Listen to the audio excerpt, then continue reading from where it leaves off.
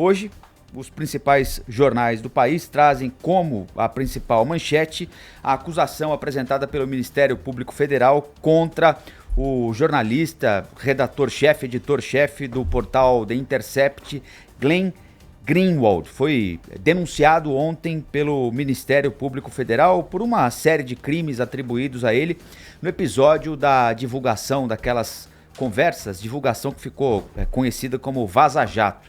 Aparentemente a partir do telefone de Deltan Dallagnol, procurador da República, chefe da Força-Tarefa da Lava Jato. Aparentemente foi esse o celular invadido, porque todas as conversas contêm o Deltan Dallagnol e outros interlocutores.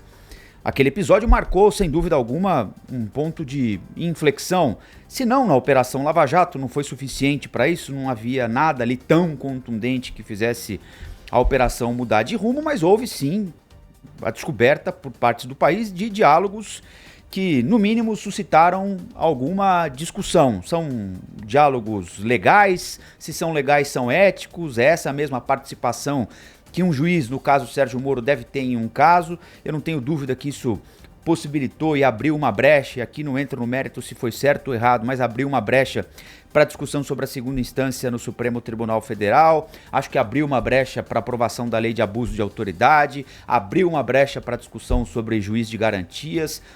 A divulgação dessas conversas, sem dúvida alguma, teve muito a ver com isso. E a Polícia Federal tentou iniciar uma investigação, a investigação foi barrada pelo ministro do Supremo Tribunal Federal, Gilmar Mendes. A investigação contra o jornalista Glenn Greenwald, os hackers, os 6 hackers, estão sendo investigados e também foram denunciados pelo procurador de ontem.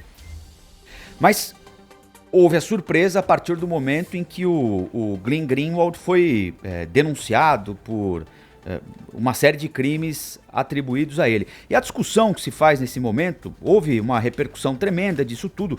Os órgãos de classe, a Associação Brasileira de Jornalistas, a ABI, Associação Brasileira da Informação, todas manifestaram risco à liberdade de imprensa, porque me parece que essa é a discussão que deve ser feita. O Glenn estimulou ou participou de alguma maneira da invasão de aplicativos de mensagens de autoridades? Aparentemente não. O que as ligações comprovam é quando o hacker responsável pela invasão do Telegram, aparentemente foi esse o aplicativo invadido, quando ele entra em contato com o Glenn, ele já tem as mensagens e já repassou ao Glenn as mensagens. O que ele quer é uma orientação sobre o que fazer com as mensagens depois das mensagens repassadas ao Intercept Brasil. Então, não fica provado, pelo menos naquilo que a gente tem acesso até agora, que o Glenn, o jornalista Glenn Greenwald, tenha orientado os hackers a como proceder para a obtenção dessas mensagens. Portanto, a discussão legal não me parece sustentar a denúncia apresentada pelo Ministério Público Federal. A discussão que pode ser feita, e nós já fizemos aqui, muita gente faz, os órgãos de classe fazem, é a discussão ética. Um veículo de comunicação deve ou não, pode ou não publicar esse tipo de mensagem. E essa discussão é feita frequentemente no mundo todo. Tem vários veículos que publicam. As informações do Glenn foram divulgadas em parceria com a Veja, foram divulgadas em parceria com a Folha de São Paulo, foram divulgadas em parceria com o Reinaldo Azevedo aqui na Band News FM.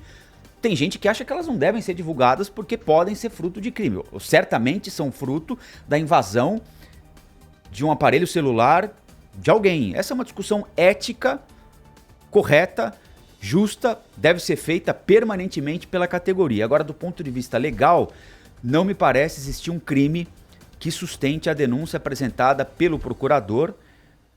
E há um risco também de, em determinado momento, porque acho que fatalmente essa denúncia vai ser rejeitada, se não na primeira instância, no Supremo Tribunal Federal, em algum momento essa denúncia vai ser rejeitada por falta de sustentação jurídica, de a gente voltar a discutir o papel do procurador, que já demonstrou em outras ocasiões que, né,